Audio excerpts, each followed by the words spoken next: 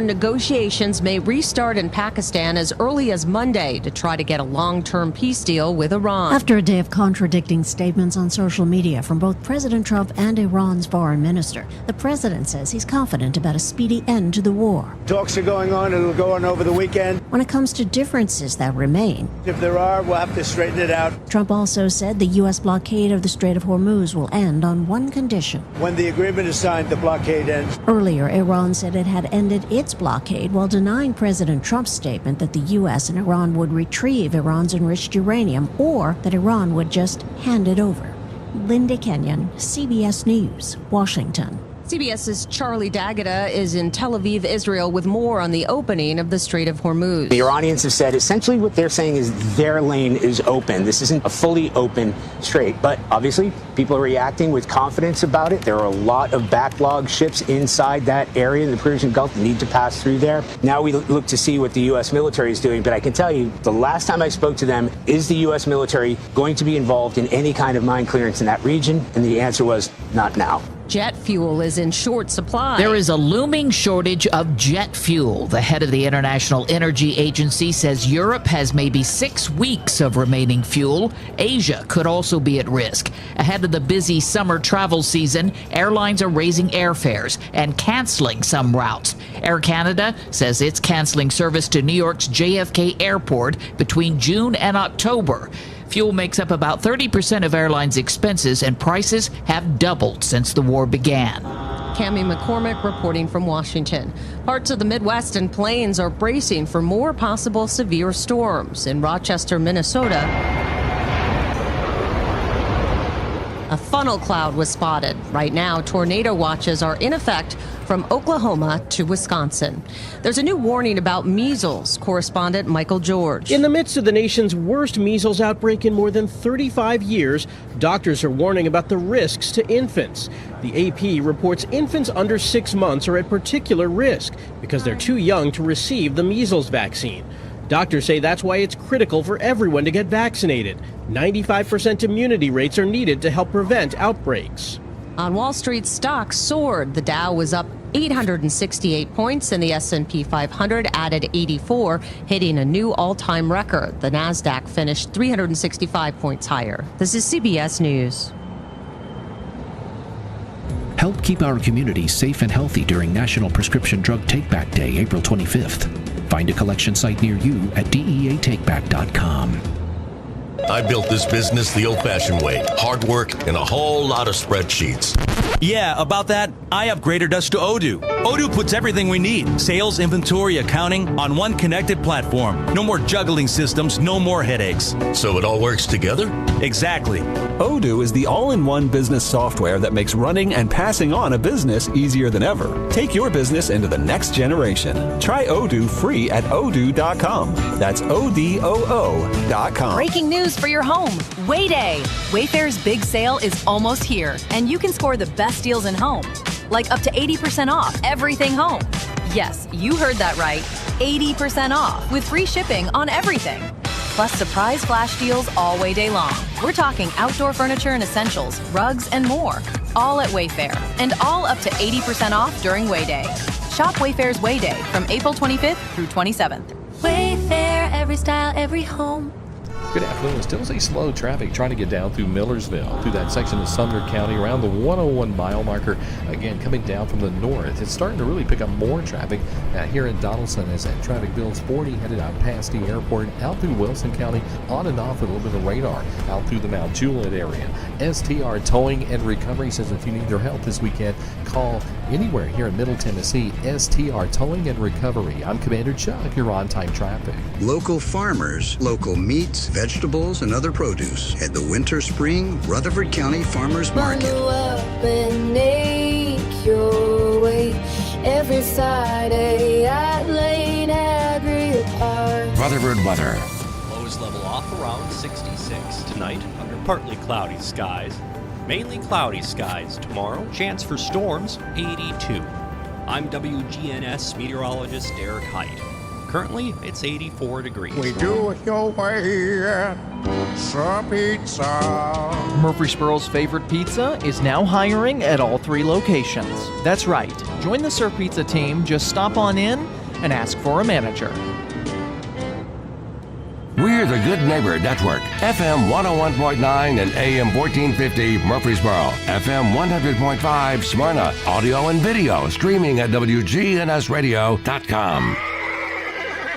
This is the Blue Raider Podcast on WGNS, presented by Gold's Gym of Tennessee. It's your all-access pass to everything Middle Tennessee sports. Game recaps, player spotlights, and the latest from the heart of Blue Raider Nation. Now, here's your host, Jake Bolden. Welcome back to the Blue Raider Podcast, presented by Gold's Gym of Tennessee. We're live streaming once again. It's been a little while, but I'm happy to be back in studio with you. A lot to talk about in today's episode. The big news is the Lady Raiders transfer portal pickup, as well as they signed an international player today. We'll catch you up to date there.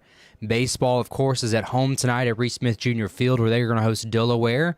Pivotal series for them to stay in the postseason hunt. And then men's tennis is going to fight for their 7th straight Conference USA title this weekend at home as well. So all eyes will be there this weekend. Obviously, they need your support. We'll be talking about that as well. Before we get into the meat of today's episode, I need to thank our presenting sponsor, Gold's Gym of Tennessee. Right now, they've got a month-to-month pricing that's available online with no additional fees. The Gold membership is just $25 bi-weekly with a $40 enrollment, or you can even upgrade to the family plan for you and your significant other at $45 bi-weekly with only a $20 enrollment. The membership gives you access to all 16 Gold's Gym locations across Tennessee, along with group exercise classes and childcare. Again, that's all included with no hidden cost. So visit Gold's Gym of Tennessee online at goldsgym.com to learn more and find a location near you. And thanks to you for tuning in to another episode of the Blue Raider Podcast. If you're not already following us on our social media pages, at Blue Raider Pod on X, Instagram, Facebook, and TikTok. And of course, we are live streaming over on YouTube. Make sure you hit that subscribe button so you don't miss another one of our weekly uploads. And as I said at the top, we are live streaming today, so if you want to join into today's episode, feel free to call into the studio, 615-893-1450. Our producer here will take your call. Again, that's 615-893-1450. Where are we today in Middle Tennessee athletics? Well, softball is at home today against New Mexico State, starting a 3-game set there. They've had some time changes with the impending weather, much like baseball has tonight. They are also at home.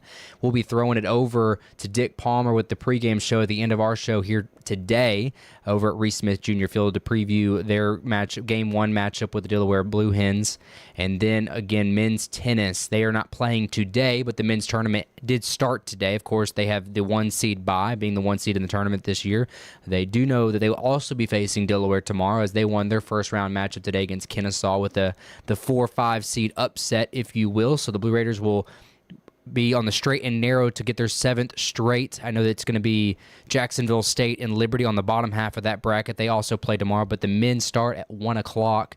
They're out there at the outdoor tennis complex. I believe with the weather impending, they might end up moving that to the Adams Tennis Complex. There may be late news on that, but I do know that they have the option to do either or. So keep your eyes peeled for that. But exciting every year for this team to not only win another Conference USA championship, but more importantly, move closer to that goal of making the round of 32 and then making the Sweet 16 for the men's tennis program. But getting into it, I know at the top, a lot of you are excited about the transfer portal news, and if you're off of social media and you don't know what I'm talking about, the Lady Raiders, the women's basketball program that is, signed 1 transfer and 1 international player this week. The first one of the week was FIU/Miami, Florida transfer Maya Kone.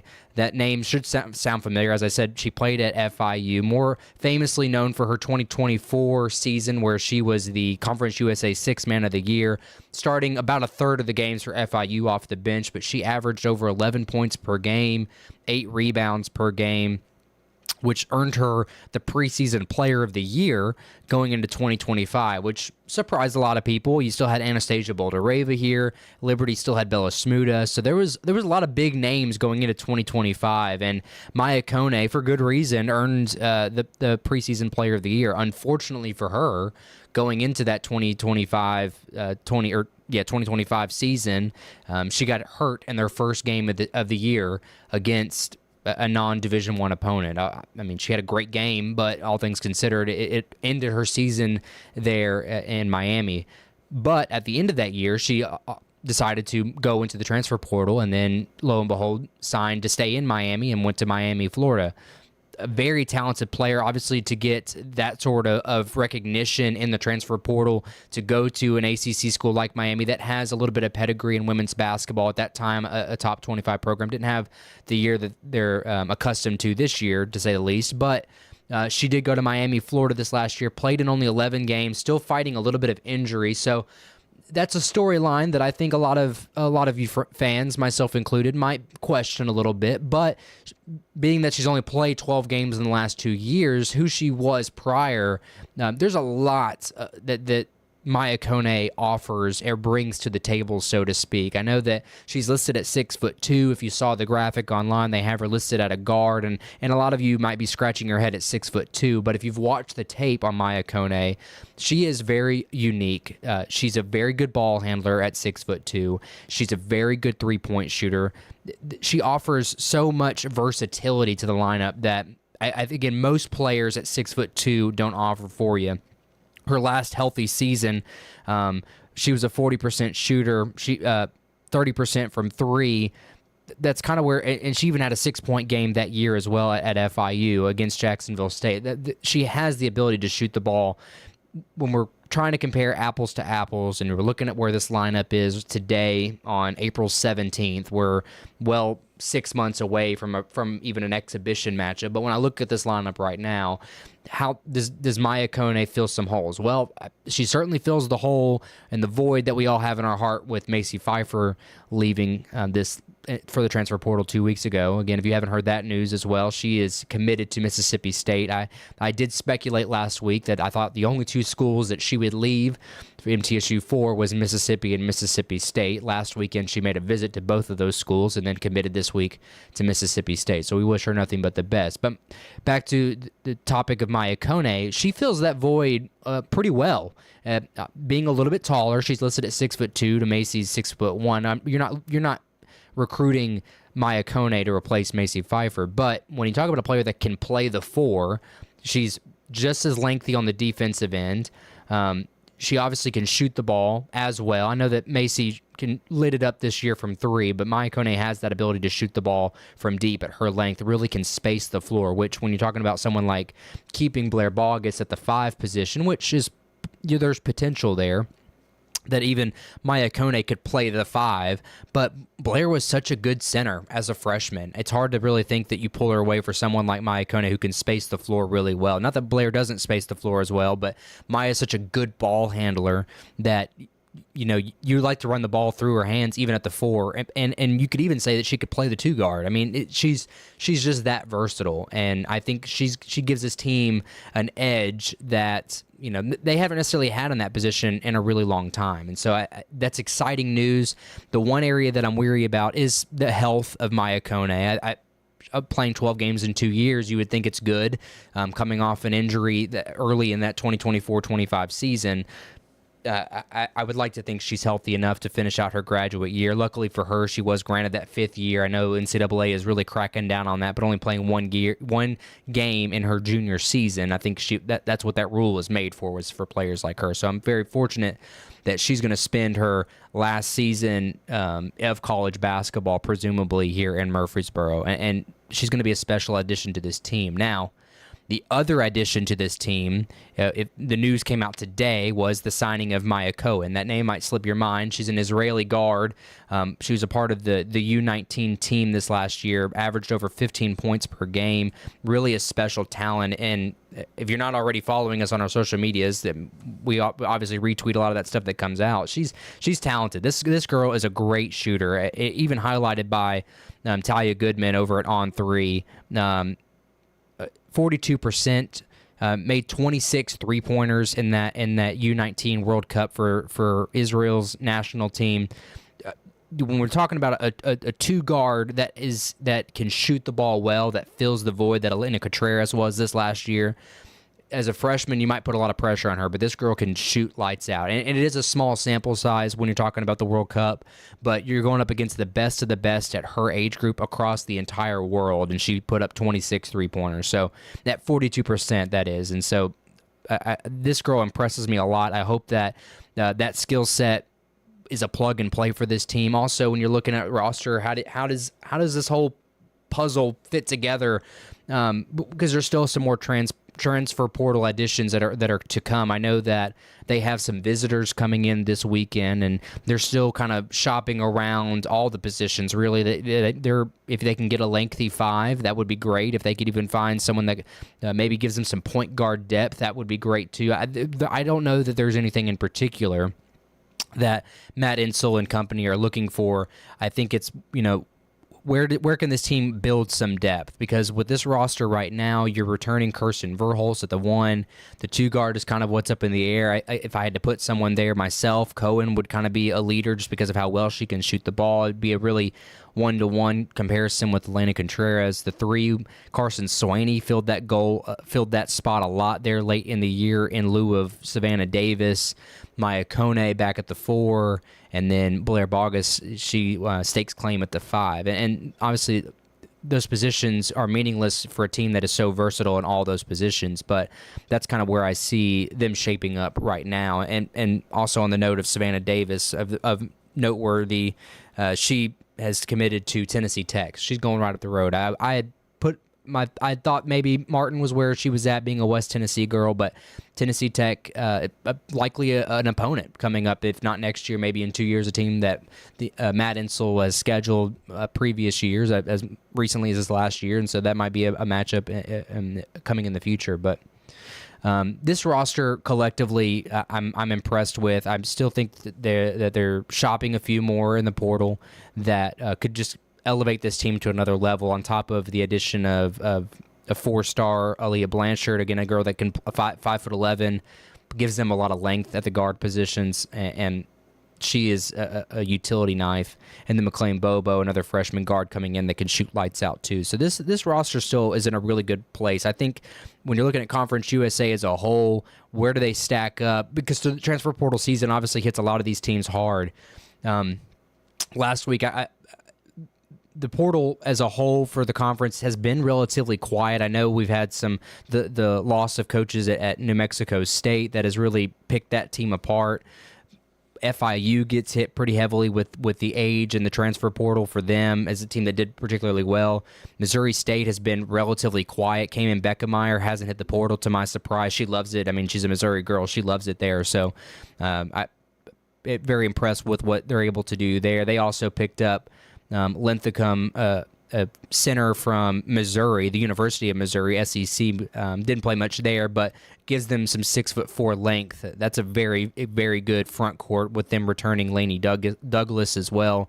Missouri State looks poised to be the team to beat next year, and so is MTSU building a roster that is capable of matching that. And I think with the addition of Maya Kone, bringing in the shooter of Cohen, and even the utility knife of Aaliyah Blanchard, if you get Kirsten Verhulst to take that next step at the point guard position, I like where this team is at. And again, all things considered, the core of this group is sophomores, and even Blanchard and Cohen being freshmen. So I like where this team, the trajectory of this team, and where they're projecting in still years 2 and 3, and like we're seeing with Cayman Beckemeyer at Missouri State. Now, that continuity, I mean, it won them a championship this year. Cayman Beckemeyer not entering the portal, staying there. I mean, she's the sole reason that they win Conference USA. And so can someone like Blair Bogus and Carson Swaney and their continuity on this program be the reason that they lift a trophy in 2027? I like to think that odds are that they're going to do particularly well, because continuity obviously pays out well for the mid-majors this year. But the men's side, keeping you up to date there, really very, very quiet there. I'm a little, I don't want to say concerned, because a lot of Conference USA has been quiet this time of year, but no Additions to note, of course, the two freshman signees, and Jake Bolden, Landon Collier, those were a couple weeks ago. Quinn Barnett also last week. So they've been relatively quiet, but of course, we'll keep you up to date here in the coming days in next week's episode, because the portal season is always changing. And more importantly, those windows close on Monday and Tuesday of next week. So still, these rosters aren't 100% set in stone. But baseball had a disappointing outcome in Ruston last weekend, getting swept by the Diamond Dogs, but they get a chance to bounce back with a come-from-behind win against Belmont in their midweek, and they begin an easier stretch of their Conference USA schedule tonight with the Blue Hens. So we're going to preview that series after the break. You're listening to the Blue Raider Podcast, presented by Gold's Gym in Tennessee. Whether you need general vehicle upkeep and maintenance or a complete vehicle overhaul, Hall's Auto Care is here for you. We're locally owned and operated by Greg Hall and have been in business since 2014. You'll get excellent service and trustworthy advice with Hall's Auto Care. A+ rated with the Better Business Bureau. We're ready to help get you safely on the road. Hall's Auto Care, 907 Ridgely Road, just off Broad Street behind Chili's. Online at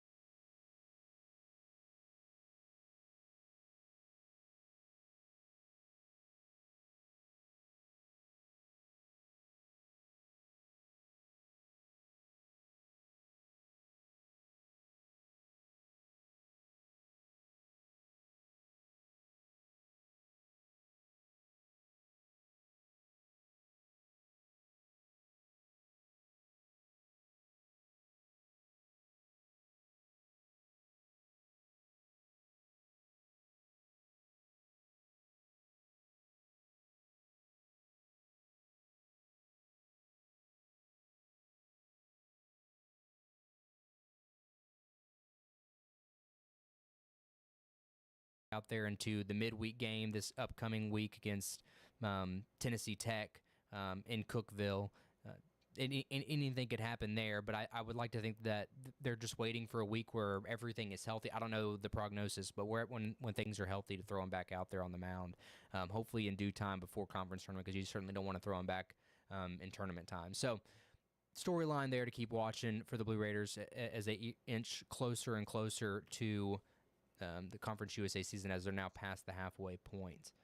Other news to men's tennis, as I said at the top of this episode, they are hunting down their 7th straight Conference USA championship this weekend. They are hosting, I said yesterday that they would be hosting it outside in their outdoor complex. However, tomorrow they will be hosting it in the ATC. It will be indoors because of the impending weather. At least that's the last I've been told. It is at the Adams Tennis Complex. So they're at 1 p.m. All their matches, the semifinals, will be streamed on ESPN Plus. So, of course, if you can't make it, there will be a live stream available to you for those that have that ESPN Plus subscription. This team looks poised to do it again. I know this conference has gotten significantly better over the years. When I look at this, I'm talking more specifically about Liberty, a team that has cracked into the top 75. Even Jacksonville State at times this year has looked really, really good. I think they hold the best overall record in Conference USA at 18-3. But obviously, the schedule that they play is a big part of that, where MTSU will get a lot of credit for playing the toughest schedule in all of Conference USA. But this group looks really good, and I say that because even guys that aren't necessarily at the top of their board, when you're looking at, Kareem Alamin, Andre Orak, guys like Eric Krive picked up the Conference USA tennis honors as the Athlete of the Week. Orak and Mayoral won the CUSA Doubles Team of the Week. Still trying and fitting a few things here and there as Jimmy likes to do, but I think he's still found his top 6 guys. It's funny that even a combination of Orak and Mayoral, who isn't the typical, if you know, Orak and Alamin they're a ranked duo for doubles, and for them to break that duo up and still win Conference USA Men's Double Team of the Week speaks volumes to just how good that duo is. But giving you the rundown on a lot of those guys, Orak, Alamin, those are your top 2 on those courts. Eric Krive, a guy who's steadily been playing that 4-5-6, has been phenomenal this year with 12 wins. Birtan Duran, another guy that has played the 2 all the way down to the 6 at times, but he's been holding steady at that 3-4 spot for him, with 13 wins on the year, and Alamin and Orak collectively having 34 wins, or 33 wins collectively on their 1 and 2 courts is impressive, to say the least. And of course, they're the big help in the doubles. And so where can you find those extra doubles points along the way? Because they're steady in their doubles points. But Eric Krive, that group has been really good in their doubles play. And same with Birtan Duran too. So I look forward to repeating. More importantly, looking forward to what this group does in the NCAA tournaments. I don't want to get too ahead of myself. I know that they may not be a shoe-in for an at-large bid. They kind of lack some big top 25 wins as they've had in years past. I still think this team is well deserving to be in the NCAA tournament this year, duels, but obviously earning your Conference USA title for the 7th straight year, you have nothing to worry about. You know that you're going to be there. So, again, their postseason begins tomorrow at 1 p.m. at the Adams Tennis Complex indoors. And, of course, if you can't make it there tomorrow, they do have the live stream available to you on ESPN Plus. And also, I would be remiss to at least talk about women's tennis. Their season did wrap up this week as they also hosted the Conference USA tournament here in Murfreesboro. They had an upset win in their first round matchup, taking down New Mexico State 4-3, and what a riveting matchup that was. And then they faced the number 2 seed FIU in the quarterfinals and dropped that one 4-0. It was a tough year for the women's tennis program. Just really could never get out the gate strong. looked more promising down the stretch with a couple wins as a duels underneath their belt. But this group graduates a lot, so they're going to be rebuilding a lot. Looking forward to what they bring to the table next year in particular. I wanted to circle back to, as we wrap up our show, we're going to be turning it over to Dick Palmer for the pregame show of the baseball game, but I want to turn it back over to the women's basketball topic of discussion for those that do like to keep tabs. Sophia Gregory, someone that actually publicly had announced that she had taken a visit to MTSU. She is committed to Liberty. She is a 6'4" forward, or 6'2" forward from Youngstown, who all Horizon League second team, 10 points per game, nearly a double per game. Would have been a huge addition for this team. Again, trying to fill that 4 or 5 spot with the Pfeiffer hole missing. But now with Kone, that domino falling potentially, that's why Gregory decided and opted to stay at Liberty. So Liberty got a little bit better. And as I mentioned too, Hannah Linthicum moving from Missouri over to Missouri State. So Conference USA got a lot better on the front court this week, as well as MTSU. So again, keep tabs with the transfer portal news here at Blue Raider Pod on all of our socials, and of course our weekly uploads on Friday. As I said, we're going to be turning it over to Dick Palmer, who's going to have your pregame show at Reese Smith Jr. Field ahead of the baseball game tonight at 6 p.m. Softball is also at 6 p.m. Thanks to you for tuning in to another episode of the Blue Raider Podcast presented by Gold's Gym of Tennessee. Remember to follow us, again, X, Instagram, Facebook, TikTok. Thanks to my producer, Jackson Smith. Thanks again for tuning in to the Blue Raider Podcast. Jennings & Ayers Funeral Home has served Murfreesboro families with compassion and care since 1880. As a family-owned funeral home, we're committed to honoring every life with dignity through traditional services, cremation options, and pre-planning that gives you peace of mind. For over 140 years, we've been here when it matters most. Visit JenningsandAyers.com. Jennings & Ayers Funeral Home, honoring life and comforting families since 1880. First Shot transforms Rutherford County youth. Coach Andy Herzer leads dynamic basketball camps and clinics, building skills and character since 2003. Kids dive into exciting STEM projects, sparking creativity through hands-on coding, art, and dance. They elevate their mind, spirit, and body in summer and winter programs. Visit FirstShotTN.org today to learn more. First Shot, where kids gain, elevate, and develop. WGNS. Our family at Demas's Restaurant are proud to support local emergency responders who put their lives on the line for our community each and every day. This is Peter Demas, and here is this week's Demas's Emergency Responder of the Week. Laverne Police Chief Christopher Mays is Demas Emergency Responder. Chief Mays was appointed to lead the Laverne Police Department in January 2023. When he stepped into the role, the department had been navigating a difficult period, marked by officer turnover, leadership instability, and public concern. Under Chief Mays' leadership, the department regained community support and strengthened its reputation for professionalism and service.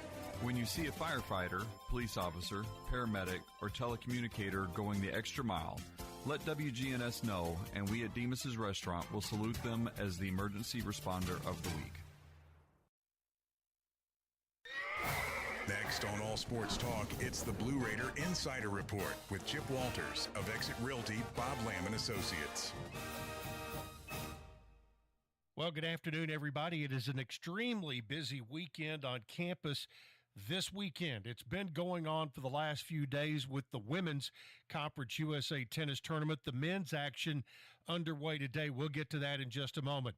Blue Raider Baseball is back at home. They're taking on Delaware this weekend. They've had one game time change. Tomorrow, the 3 o'clock scheduled game has been moved up to noon.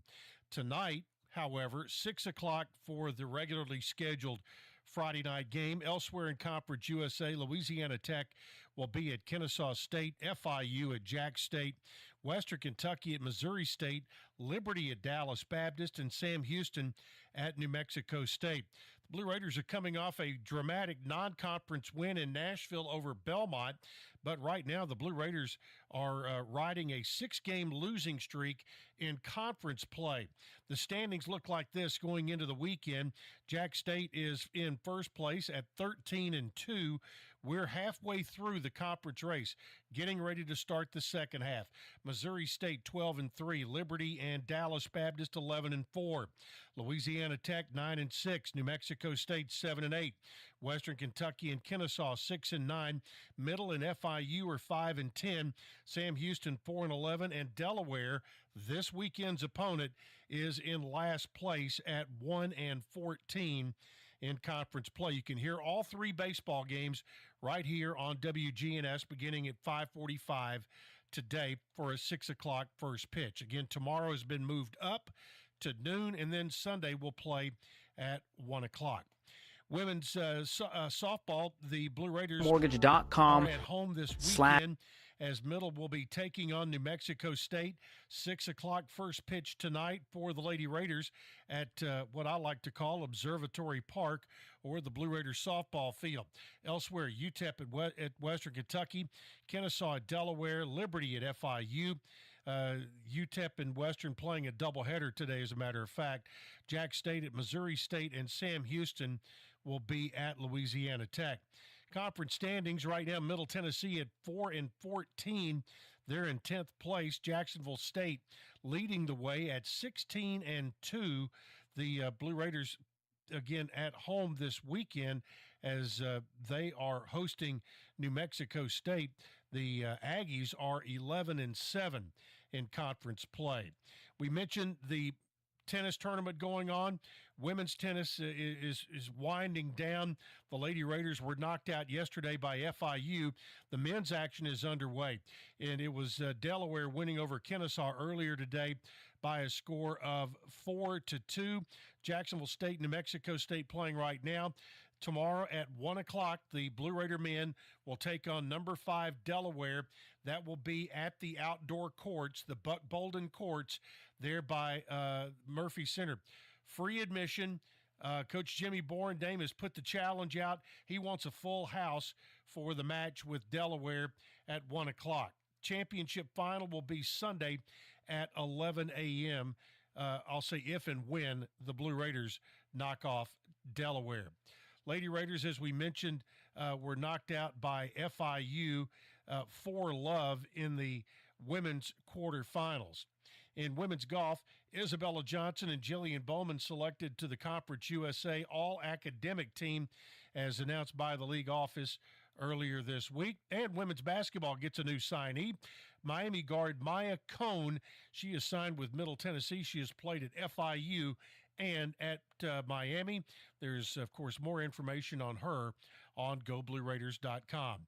Stand by, the Old Pro coming up at 5:45 with Blue Raider Baseball right here on the Big G, WGNS.